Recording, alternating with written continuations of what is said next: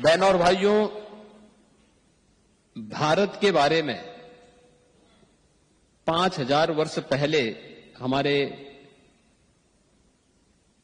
एक ऋषि ने कहा था कि दुर्लभम भारते जन्म मानुषम तत्र दुर्लभम, यानी भारत में जन्म लेना दुर्लभ है और उसमें भी मनुष्य के रूप में जन्म लेना। और आप सबको इस बात पर गौरव की अनुभूति होगी कि आपने या आपके किसी पूर्वज ने भारत की धरती पर जन्म लिया है और वही रूट आज सिंगापुर में आपको भारत की धरती के प्रति आकर्षित करती है। सचमुच ये हर भारतीय के लिए गौरव का विषय होना चाहिए। माता और मातृभूमि का कर्ज व्यक्ति के ऊपर हमेशा बना रहता है और ये हम सब भारतीयों का संस्कार भी है। जिस धरती पर रहेंगे उस धरती के प्रति पूरी कृतज्ञ भाव के साथ अपना दायित्व निर्वहन करते हुए अपने कार्यक्रमों को आगे बढ़ाएंगे। आप याद करिए ना कि भारत और भारत की परंपरा से जुड़ा हुआ जो हमारा सनातन धर्म है, यह अकेला दुनिया के अंदर एक उन भावों के साथ जीने वाला धर्म है जिसने आज से हजारों वर्ष पहले इस बात का उद्घोष किया था कि अयम निज परोवेति गणना लघु चेतसाम उदार चरितानाम तो वसुधैव कुटुंबकम, यानी धरती यानी ग्लोबल विलेज की परिकल्पना ये भले ही आज की होगी, लेकिन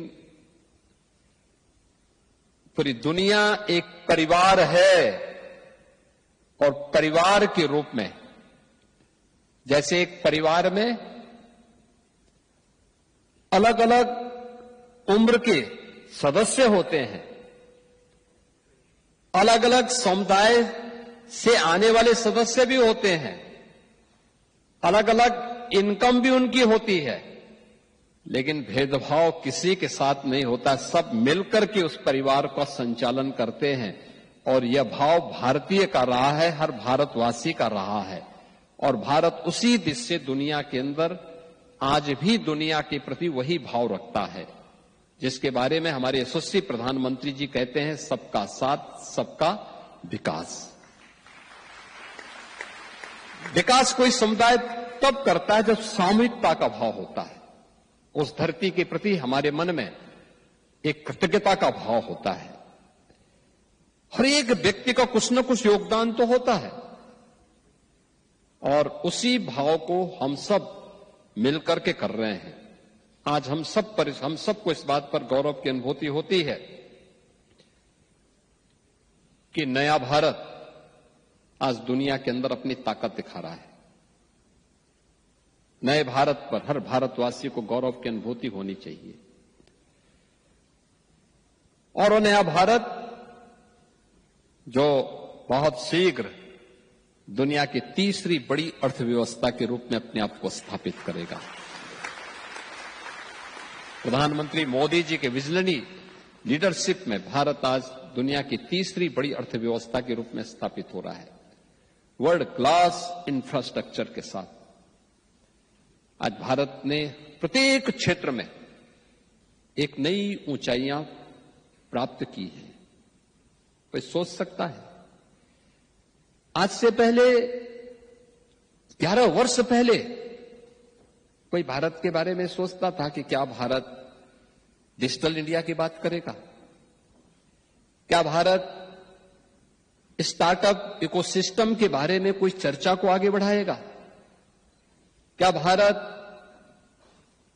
स्टैंड अप कल्चर को आगे बढ़ा पाएगा?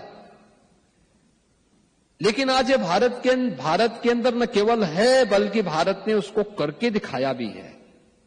अभी आपने भारत की राजधानी दिल्ली में आयोजित ग्लोबल एआई इम्पैक्ट समिट के आयोजन को देखा होगा। 20 से अधिक देशों के राष्ट्राध्यक्ष समिट में भागीदार बने थे। 100 से अधिक देशों के प्रतिनिधि इस समिट में भागीदार बने थे और दुनिया के जो विकसित देश हैं उनके राष्ट्राध्यक्षों ने, तमाम उन राष्ट्राध्यक्षों ने प्रधानमंत्री मोदी जी के नेतृत्व में नए भारत के द्वारा न केवल 140 करोड़ के भारत के लिए बल्कि वैश्विक व्यवस्था के हित के लिए जो कदम उठाए जा रहे हैं उन सब की उन्होंने मुक्त कंठ से प्रशंसा की है। सबने भारत के प्रधानमंत्री मोदी जी के डिजिटल इंडिया विजन के प्रति सबने उसकी ताकत को महसूस किया है। कितना बड़ा प्रभाव पड़ता है। भारत की सबसे बड़ी आबादी का राज्य है उत्तर प्रदेश। उत्तर प्रदेश आज से 9 वर्ष पहले क्या था? अव्यवस्था की स्थिति थी। दंगे, असुरक्षा, अव्यवस्था, अराजकता, ये वहां की पहचान बन गई थी। और पिछले 9 वर्ष के अंदर प्रधानमंत्री मोदी जी के विजनरी लीडरशिप में आज आपने देखा होगा उत्तर प्रदेश जो भारत की आत्मा का प्रदेश है, आज वह उत्तर प्रदेश उस विजन को जमीनी धरातल पर उतार रहा है। विरासत और विकास का एक अद्भुत संगम वहां देखने को आपको मिलता होगा। अयोध्या में जब हम श्री राम जन्मभूमि पर भगवान श्री राम के भव्य राम मंदिर के निर्माण की बात करते हैं तो केवल राम मंदिर नहीं, ये भारत की मर्यादा का एहसास भी हर भारतवासी को कराता है।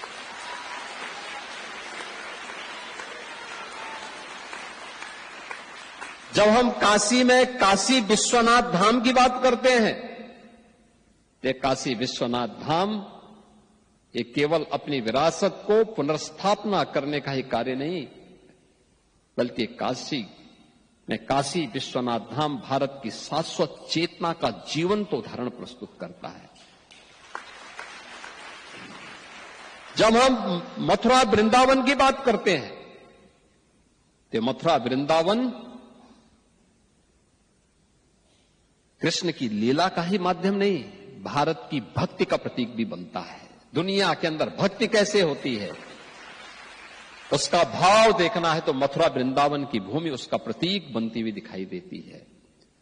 और समरसता कैसे होती है, जो लोग भारत पर आरोप लगाते हैं कि भारत में भेदभाव होता है,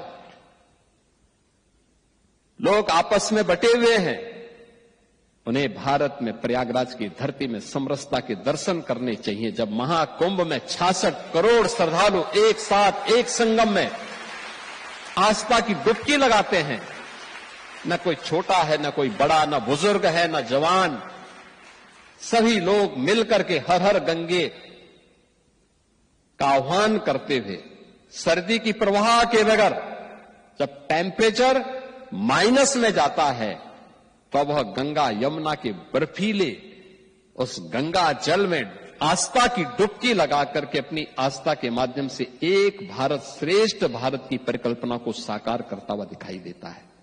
और यही तो भारत है। आज हर एक दिशा में भारत आगे बढ़ रहा है और प्रधानमंत्री मोदी जी के उसी विजन को लेकर के हम लोगों ने प्रभावी क्रियान्वयन के लिए जो रणनीति अपनाई, इसका परिणाम है कि हमने पिछले 9 वर्ष के अंदर उत्तर प्रदेश की अर्थव्यवस्था को 3 गुना करने में सफलता प्राप्त कर दी है। यानी कृतज्ञता का भाव अपनी मातृभूमि और अपनी भूमि के प्रति जब होता है तो सफलता प्राप्त करने में देर नहीं लगती। हमने 3 गुना बढ़ाने में सफलता प्राप्त की है। आप देखते होंगे आज के दिन पर हम लोगों ने उत्तर प्रदेश के अंदर जो पर कैपिटा इनकम है, इसको लगभग 3 गुना पहुंचाने में सफलता प्राप्त की है। उत्तर प्रदेश के बारे में जो आज से 9 वर्ष पहले लोग बीमारू राज्य के रूप में कहते थे, बिहार, मध्य प्रदेश, राजस्थान और उत्तर प्रदेश को मिलाकर के, उत्तर भारत के इन 4 राज्यों को मिलाकर के, जो वर्तमान में 6 राज्य के रूप में है, जिसमें उत्तराखंड भी और झारखंड भी और छत्तीसगढ़ भी, ये 7 राज्य इसके साथ जुड़े हुए हैं। इनको एक बीमारू राज्य की श्रेणी में ला करके एक बड़ी आबादी को मानसिक रूप से बीमार बनाने की कुत्सित चेष्टा का हिस्सा बना दिया गया था। 80 के दशक में शब्द निकला था, याद करिए 80 के दशक में, और लगातार इस भाव से ग्रसित थे। याद करिए ना, कभी भारत के एक सुप्रसिद्ध वैज्ञानिक जगदीश चंद्र बसु ने इस बात को कहा था। उन्होंने कहा मनुष्य में तो कोई भेद होना ही नहीं चाहिए, और ये भेद अगर हम करते हैं तो ईश्वर के प्रति हम भेदभाव करते हैं। और उस समय उन्होंने कहा था, अरे मनुष्य की बात तो दूर, एक जड़ और चेतन के बीच में भी अगर ये भेदभाव होता है तो उसका प्रभाव क्या होता है। उन्होंने कहा, मैं इसका उदाहरण देता हूं। उन्होंने 2 पेड़ लगाए थे, 2 पौधे एक साथ लगाए। कहते हैं जगदीश चंद्र बसु ने 2 पौधे लगाए थे एक समान परिस्थिति में। एक को वे रोज जाते थे, पानी देते थे, समय पे खाद देते थे, सभी प्रकार की परिस्थितियां उसके सामने प्रस्तुत करते थे, उन्हें पुचकारते थे कि तो बड़ा होगा, फलेगा, फूलेगा, खूब आगे बढ़ेगा, तेरे आगे की पीढ़ियां बढ़ेंगी। और दूसरे पेड़ को भी परिस्थिति तो वही देते थे, उसको पानी देते थे, खाद देते थे, सभी वही परिस्थिति जो पहले वाले पेड़ को दे रहे हैं, लेकिन उसको कोसते थे तो बड़ा नहीं हो पाएगा, तो मर जाएगा, तो बीमार है, तो निकम्मा है, तो कुछ नहीं कर पाएगा। उसने देखा एक समय तक दोनों पेड़ समान रूप से आगे बढ़े, लेकिन एक समय के बाद जिसको पुचकारते थे वो बढ़ता गया, फलने लग गया, लेकिन जिसको कोसते थे वो एक समय के बाद बड़ा तो हुआ, कुछ देर तक बड़ा होता गया, लेकिन फिर सोखते सोखते ठूंठ बन गया, अंत में उसकी लीला समाप्त हो गई।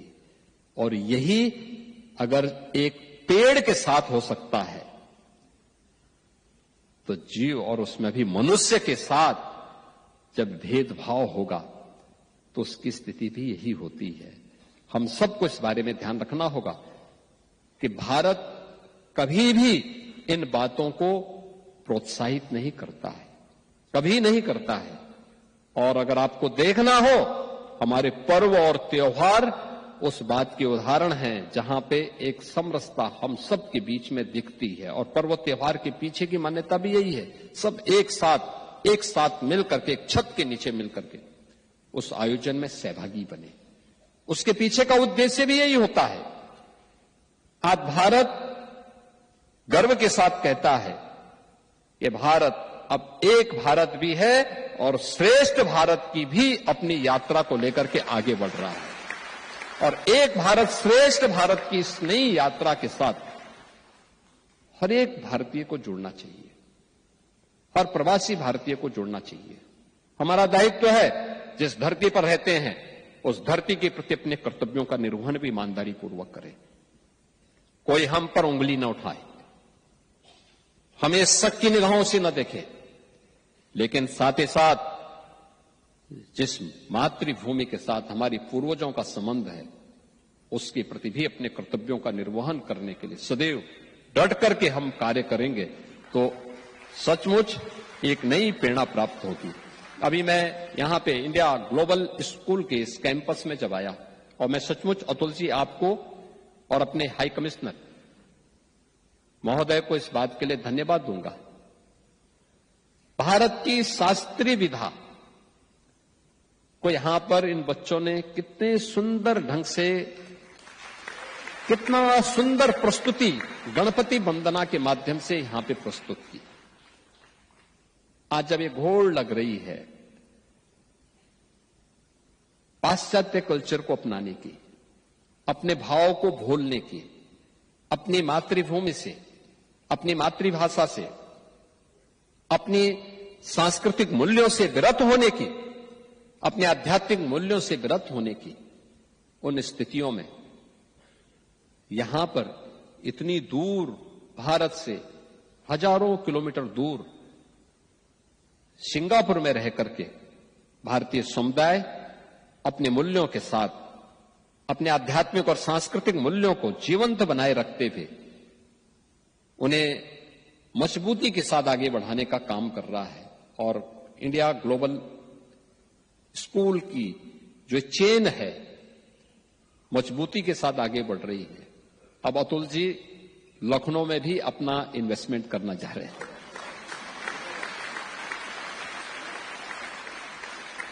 उन्होंने कहा स्कूल ही नहीं खोलेंगे, स्कूल के साथ स्किलिंग को भी लेकर के आएंगे।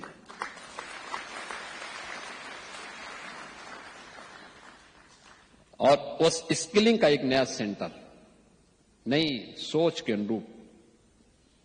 याद करिए ना, दुनिया जब कोविड के कालखंड में त्रस्त थी तब मोदी जी भारत को लीड करते हुए कोविड से भी लड़ रहे थे और भारत को विजन के रूप में उन्होंने एक नई कार्य संस्कृति को आगे बढ़ाते हुए उस समय नेशनल एजुकेशन पॉलिसी 2020 भारत के अंदर लागू की थी। आज उसके परिणाम दिखाई दे रहे हैं। परंपरागत कैरिकुलम के साथ ही, उस कैरिकुलम के साथ ही भारत अपस्किलिंग के लिए भी कार्य करेगा। स्कूली पीरियड से ये सारे कार्यक्रम एक साथ चलेंगे। आज जो सफलतापूर्वक लागू हुए हैं, निरंतर आगे बढ़ रहे हैं। और मुझे अच्छा लगा इतना शानदार कैंपस इंडिया ग्लोबल स्कूल का यहां पर देखने को मिला है। दुनिया के 11 देशों में 65 ऐसे कैंपस अतुल जी के प्रयासों से, उनकी टीम के प्रयासों से अब प्रारंभ होकर के उनकी इस ताकत का, जिसमें न केवल वहां के स्थानीय जो वहां के एजुकेशनल सिस्टम है उसको तो अपनाया ही गया है, लेकिन मुझे अच्छा लगा कि यहां का ये कैंपस भारत के सीबीएसई बोर्ड के पाठ्यक्रम को भी यहां पे यहां के बच्चों को पढ़ाने का काम करता है। एक नई दिशा में हम आगे बढ़े हैं और हम सबको इस दिशा में आगे बढ़ना चाहिए। मैं आज के इस अवसर पर आप सबको इस बारे में अवगत कराऊंगा। उत्तर प्रदेश ने अब आधुनिक इंफ्रास्ट्रक्चर के साथ ही आज की जो आधुनिक टेक्नोलॉजी है उसके एक नए हब के रूप में अपने आप को स्थापित करने में सफलता प्राप्त की है। आज भारत के अंदर एक्सप्रेस वे का 55% एक्सप्रेस वे उत्तर प्रदेश के पास है। भारत का रेल का सबसे बड़ा नेटवर्क उत्तर प्रदेश के पास है। भारत के अंदर सबसे ज्यादा सिटी में मेट्रो पब्लिक ट्रांसपोर्ट की सेवा उत्तर प्रदेश के पास है। और भारत के अंदर सबसे ज्यादा एयरपोर्ट भी आज उत्तर प्रदेश के पास है। और अभी अगले ही महीने प्रधानमंत्री मोदी जी के कर कमलों से उत्तर प्रदेश का नोएडा इंटरनेशनल एयरपोर्ट जेवर, ये जो भारत का सबसे बड़ा एयरपोर्ट बनने जा रहा है, उसका उद्घाटन भी प्रधानमंत्री मोदी जी के कर कमलों से होने जा रहा है।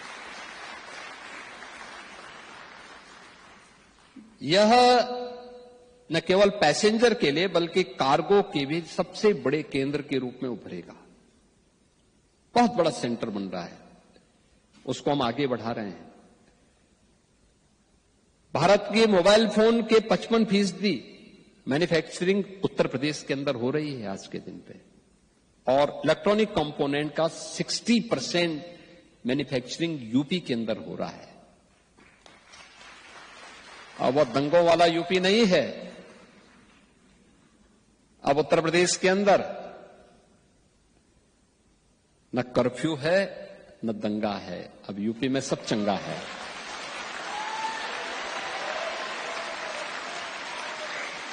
हर व्यक्ति अब यूपी के अंदर शांतपूर्ण तरीके से विकास में सहभागी बन रहा है। और महाकुंभ की सफलता के बाद आपने देखा होगा, गत वर्ष उत्तर प्रदेश ने 156 करोड़ पर्यटक आए हैं। प्रयागराज में, काशी में, अयोध्या में, मथुरा वृंदावन में और अन्य प्रमुख धामों में 156 करोड़।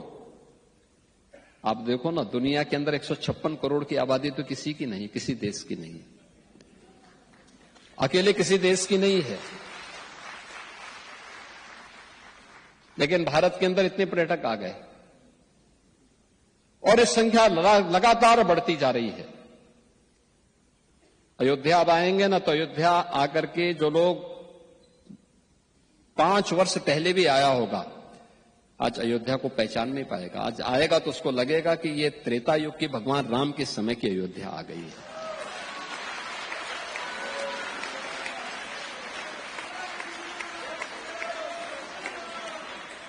आप काशी में अब आएंगे तो काशी फिर से आपको देवादिदेव महादेव की इस अनुभूति का एहसास करा देगा। हर हर महादेव की गूंज वहां दिखाई देती है। ये काशी उस रूप में आपको देखने को मिलेगी। मथुरा वृंदावन हो, प्रयागराज हो, बौद्ध परिपथ हो, या फिर जैन सर्किट, बौद्ध तीर्थ स्थल, सूफी परंपरा से जुड़े हुए स्थल, ये सभी मजबूती के साथ यूपी की एक नई पहचान को आगे बढ़ा रहे हैं। या फिर देश के स्वतंत्रता आंदोलन के दौरान में ऐतिहासिक कार्यक्रम, उन सबको भी हम आगे बढ़ा रहे हैं। इतना इन्वेस्टमेंट यूपी के अंदर वर्तमान में, हम फिल्म सिटी भी बना रहे हैं, मेडिकल डिवाइस पार्क बना रहे हैं, फार्मा पार्क बना रहे हैं, अपैरल पार्क बना रहे हैं। अभी 3 दिन पहले आपने देखा होगा, सेमीकंडक्टर की यूनिट ये यूपी के अंदर स्थापित हो रही है। और यही नहीं, कल आपने देखा होगा भारत की पहली रैपिड रेल और मेट्रो मेरठ के अंदर 7वीं सिटी के अंदर कल हम लोगों ने प्रधानमंत्री जी के करकमलों से मेट्रो का संचालन भी करवाया है। भारत के अंदर डिफेंस मैन्युफैक्चरिंग कॉरिडोर भी यूपी के अंदर स्थापित हुआ है। हमारे 6 नोड विकसित हो रहे हैं और ऑपरेशन सिंदूर के अंदर जो ब्रह्मोस मिसाइल दागी गई थी ना, वो लखनऊ की ही है।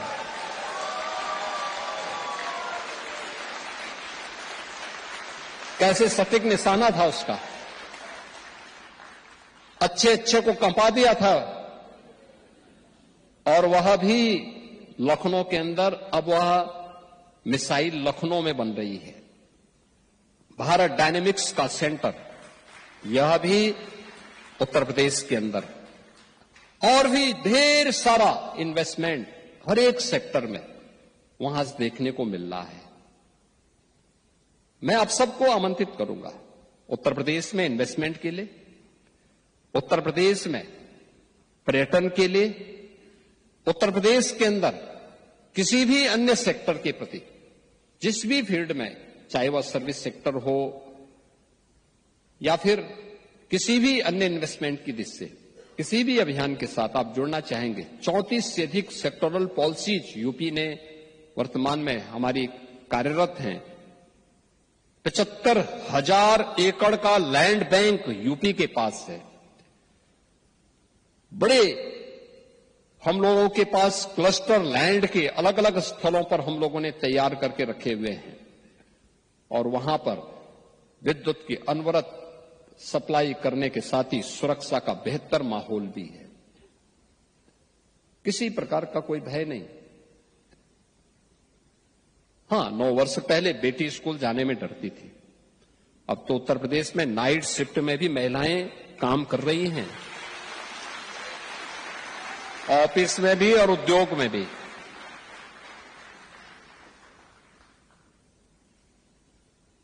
ये सभी कार्य लगातार प्रधानमंत्री मोदी जी के विजनरी लीडरशिप में यूपी ने अचीव किए हैं।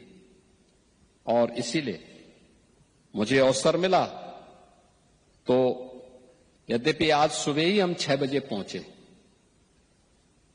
और 6 बजे पहुंचने के साथ ही 8:30 बजे से हमारे हाई कमिश्नर महोदय ने हमारी मीटिंग्स लगवा दी। यानी अभी हमारे साथ के लोगों की आंखें खुली ही नहीं थी, तब तक मीटिंग शुरू हो गई और सुबह से लगातार दौड़ाए जा रहे हैं। इस सेंटर को देखना है, फलानी जगह मीटिंग करना है, फलानी जगह इस मीटिंग को कर दीजिए, फलानी जगह इस कार्य के लिए इस कार्य को करना है। लेकिन उसी में से एक समय उन्होंने आपके लिए भी निकाला है। मैं उनको धन्यवाद देता हूं, आप सबका अभिनंदन करता हूं। उत्तर प्रदेश में आपको आमंत्रित भी करता हूं कि आप लोग उत्तर प्रदेश आइए। उत्तर प्रदेश में आप सबका अभिनंदन है। उत्तर प्रदेश भारत की आत्मा का प्रदेश है। आप सबका अभिनंदन है।